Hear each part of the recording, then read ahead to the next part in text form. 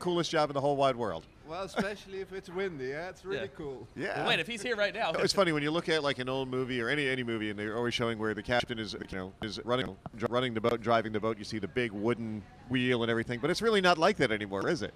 No, the wheel is really small, but it's all electronic, hydraulic. Right. Right.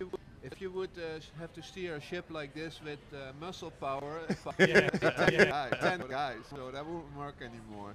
How many people are up on the bridge at any time? We have two officers and 2 quartermasters, 24/7. They rotate around the clock.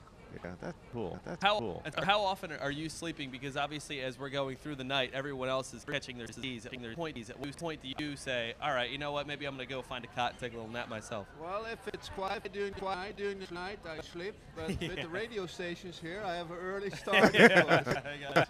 We have 3 more captain license officers on the bridge, so they rotate 4 hours work, 8 hours off. So there's always a captain license officer on the bridge. Plus, you got pretty wide roadways here, so even if you veer off the road a little bit, you doze off a little bit, we'll get right back on course a little bit. We have a very narrow track that we follow. I understand that. How did you get started? At what age did you take the interest in? I started going to the Merchant Marine Academy in the Netherlands in Flushing, and I started sailing in 1982. With Holland America Line, and then I moved 17 years ago. I came to Disney Cruise Line. So what was the first jump that you went to the first bigger ship? I know somebody did this as a pilot, and they said they went from a small plane. Rotterdam, 38,000 tons, and this one is 129,000 tons. But you're in the major leagues now. This is the big time. This is one of the biggest ships in the cruise industry. What's the toughest part? Is it trying to get out, or is it trying to get in when you're pulling into port?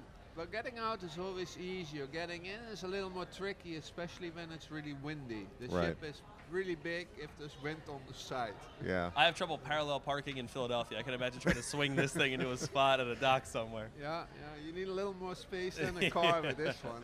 Yeah, absolutely. Well, Captain, it's a beautiful ship, and we're honored to be part of it. Thank you so much for joining us this morning. Thank you. Nice to have you all here. Thank you very much.